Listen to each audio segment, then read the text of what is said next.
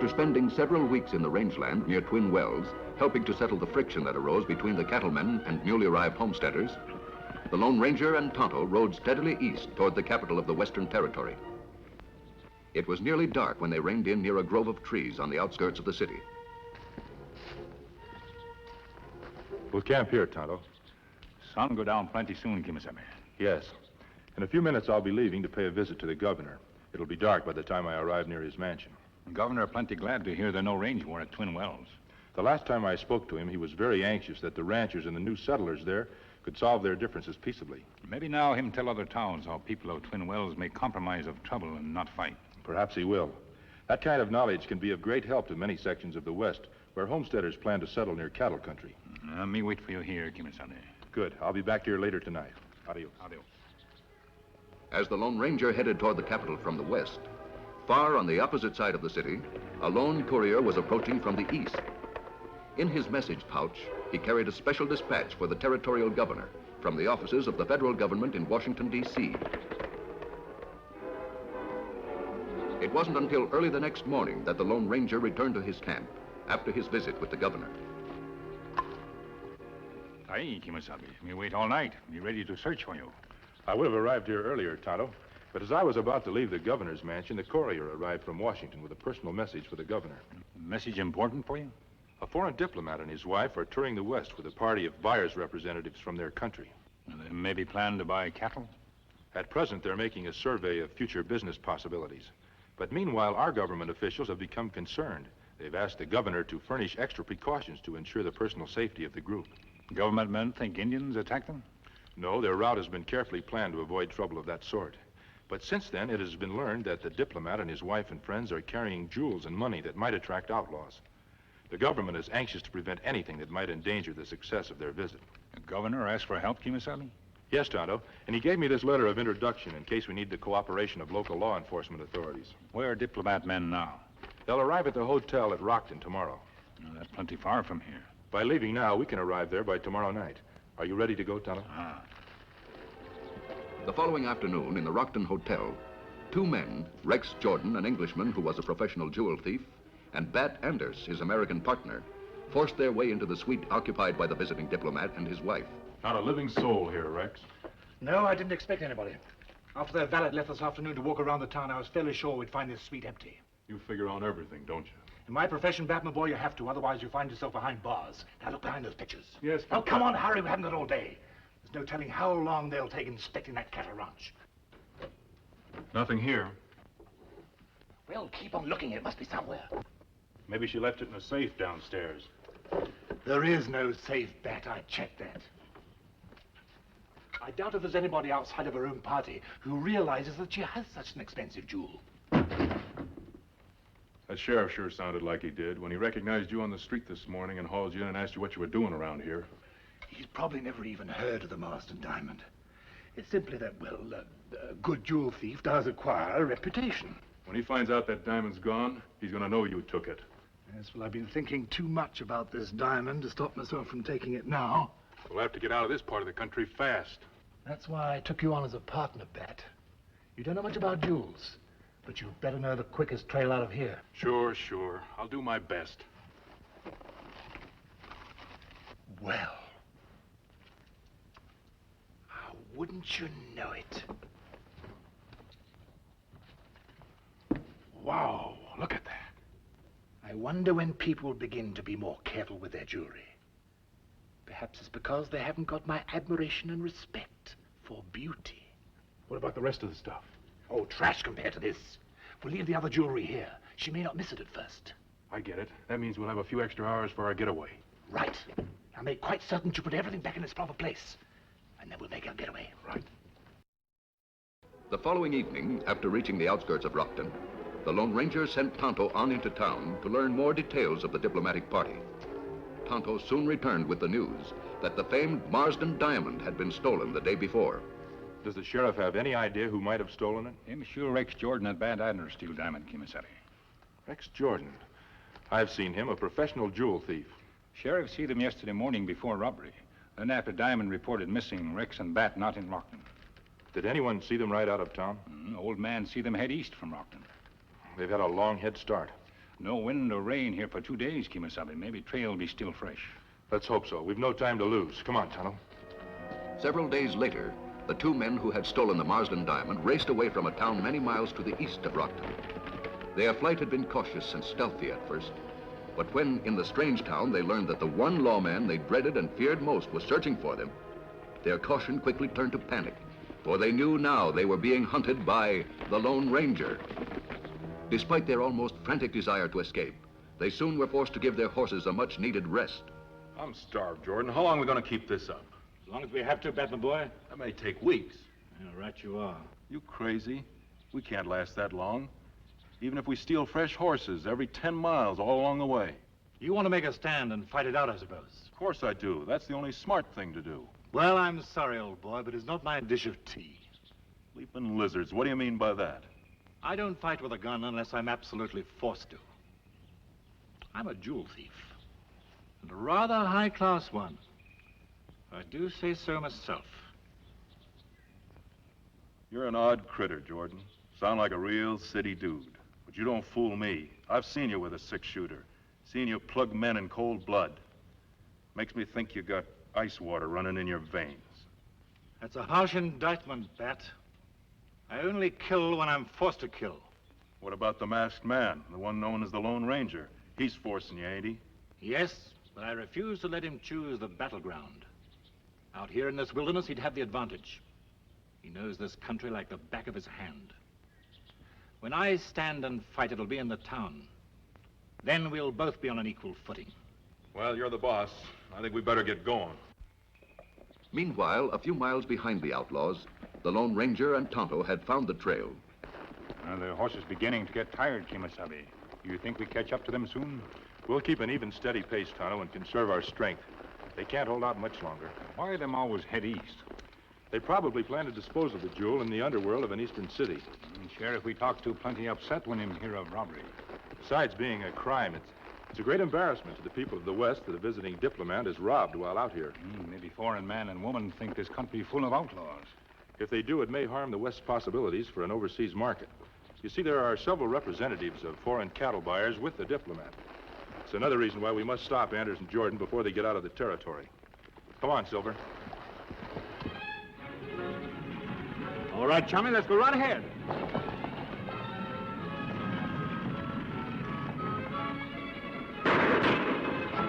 I beg your pardon, Bosco. I'm afraid we are being pursued.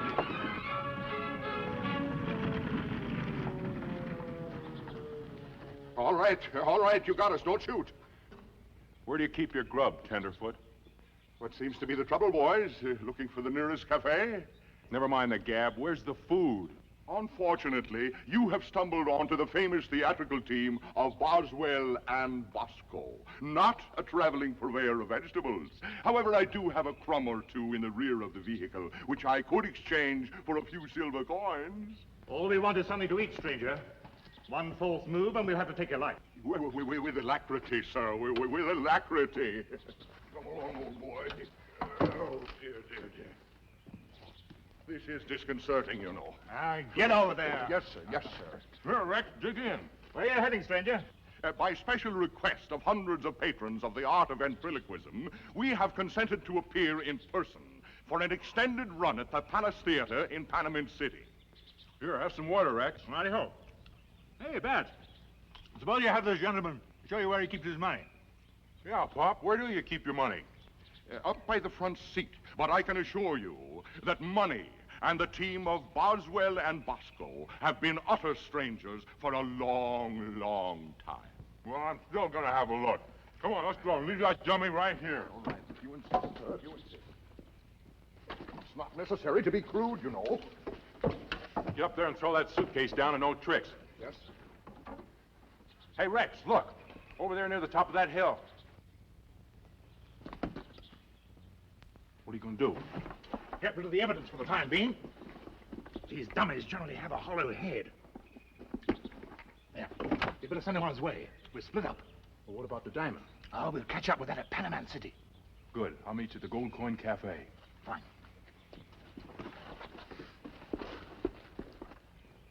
There you are. Get this crate out of here. Oh, they're splitting up, Tonto. You go after Bat Anders. I'll get Rex Jordan. Here, come on.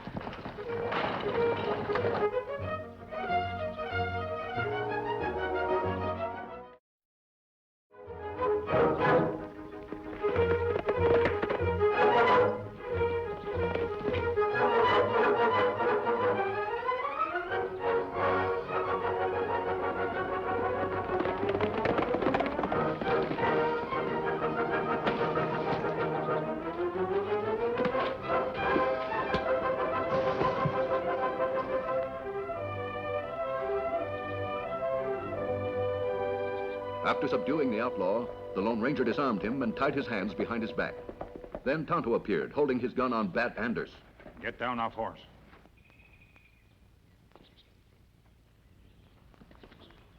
Bat, give up when we shoot gun from hand. Good work, Tonto.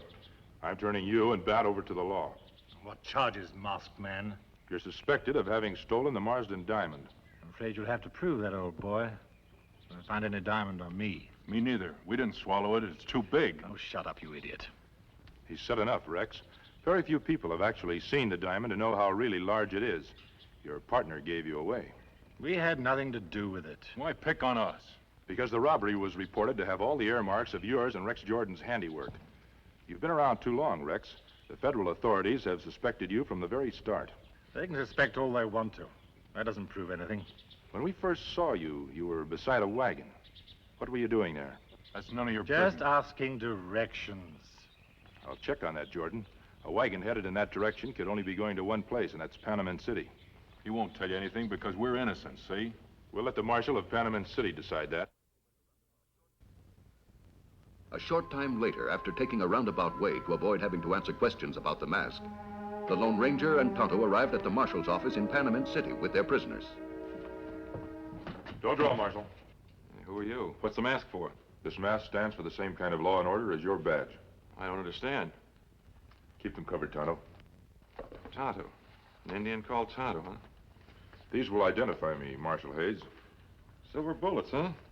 You know, I heard about a man that used to ride a white stallion, wear a mask, and use silver bullets. I knew your father when he served with the Texas Rangers. Oh, is that right? He used to tell me about a man they called the... Hey, wait a minute, you're the Lone Ranger. That's right, Marshal. I heard about you, too, Tonto. The Lone Ranger's Indian friend. Bill, you better pull down the shade so we don't have people in there asking questions. These men are suspected of having stolen the Marsden diamond. Say, I got a telegraph message about that. The federal authorities are looking for a couple men by the name of Rex Jordan and Bat Anders. I'm sure you'll find these men fit the description in that message. Wait a minute. Here it is. Be on the lookout for two jewels. Yeah, must be them, all right. You can't jail us without proper evidence, old boy. This masked man knows that we haven't got anything on us that even looks like a diamond. Maybe not. But I've got orders from the federal authorities to hold you on suspicion. All right, Bill, lock him up. This is ridiculous. I want a lawyer. You can't do this to us. We'll see that you get your legal rights, but meanwhile, I want to be sure that you'll be around in case I need you. All right, take him in the back, Bill. All right, I'm telling you, Marshal, I want a lawyer. Tonto searched both men and their equipment, but couldn't find anything. You might search them again to be sure. Oh, I doubt if we'll find anything. From what I understand, this Rex Jordan is a pretty clever old thief. He's too smart to be caught with the goods on him. You got any other ideas? Yes, I have, too. Rex was headed this way when we caught up with him. He may plan to meet someone in town and dispose of the diamond. I'd suggest that Tonto help you look the town over for any suspicious people who Rex might contact. That's a good idea. Secondly, there was a wagon on the road headed this way when we saw Rex and Bat. I want to ride back and see why they stopped it. I see. Meanwhile, I'll notify the federal authorities that Rex and Bat are in my custody. Good. I'll leave a trail and make camp just outside of town. Join me before sundown. Me do. If I learn anything, Marshal, I'll let you know.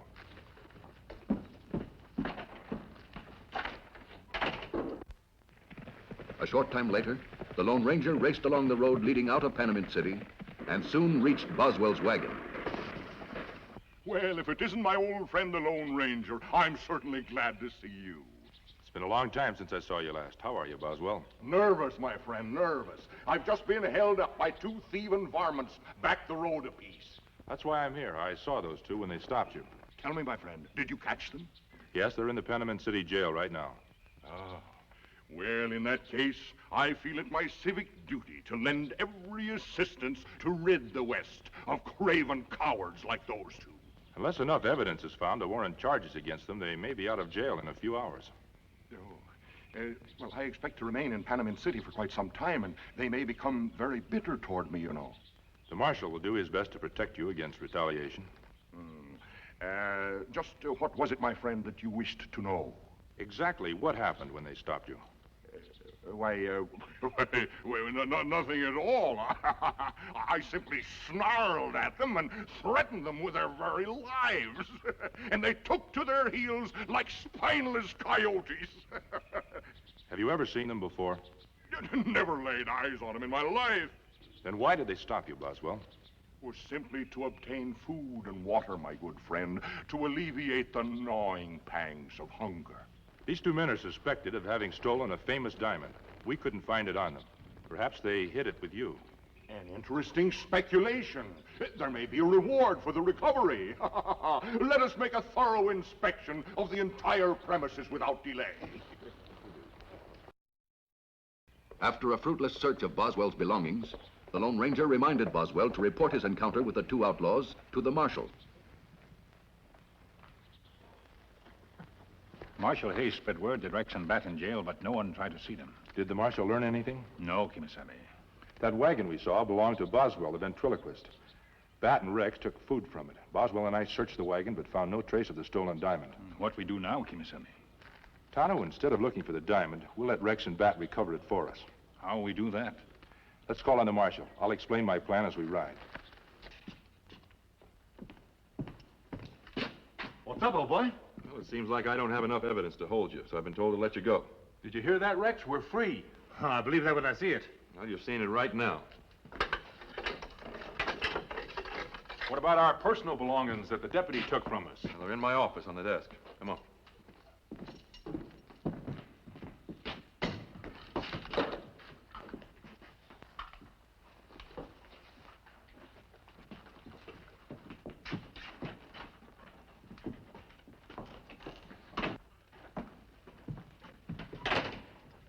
Good plan, my friend. I hope it works. We may know after Boswell's show tonight. Well, meanwhile, I'll notify my men and have them posted around town to see if Bat and Rex try to contact anyone else. I may be wrong, but I think Boswell is the key to that missing diamond. We'll go out the back way, Tonto. Later that evening, Rex Jordan, dressed as if he planned to attend the theater, approached his accomplice in the alley beside the entrance to the dressing rooms of the Palace Theater. Seen anything of the masked man or the Indian? No, I've watched the front of this play for the past 2 hours now. They haven't been back here either. Maybe they left town. No, I'm not counting on it. You better keep your eyes open. Here, take this. If the Indian or the masked man show up, keep them covered until I get back. We'll shoot him after we get the diamond back. I'm going upstairs to see the old man now in his dressing room. I want to be the first to greet him after his performance.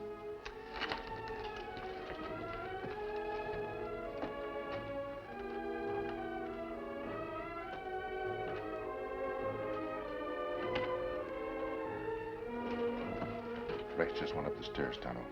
Me see their horses behind theater. Yes, they probably plan to make their getaway from here. But that can mean only one thing. The diamond is somewhere close to Boswell. But how we get to him? That guard stairs with a gun. I'll show you. Follow me.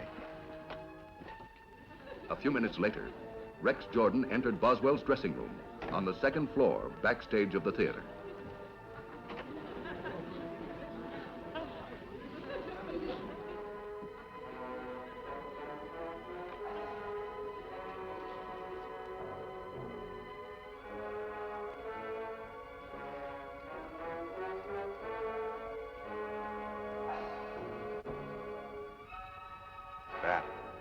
Bat Anders.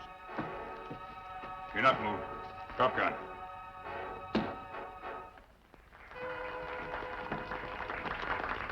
Bosco, my boy, in the terms of the theater, I acclaim your performance tonight as positively scintillating. Stand right where you are, old boy. Great Scott, the outlaw. Give me that. What are you doing? Maybe you don't know it, but tonight you had a most priceless actor sitting right in your lap. The Marsden diamond. Turn around, old boy. Yes, sir. I'm sorry to have to do this, but...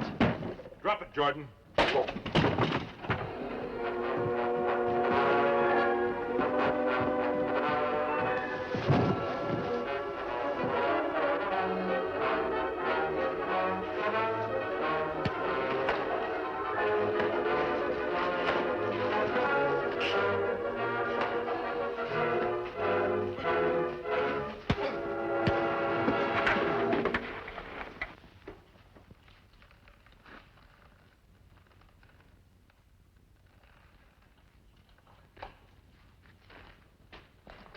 There's the Marsden diamond, Marshal. I'm sure you'll have no trouble in identifying it as the one described in that message. That's quite a stone. Well, nice work, Tonto. I'll see if they're put where they won't see any jewels for a long, long time. Get on your feet, Jordan.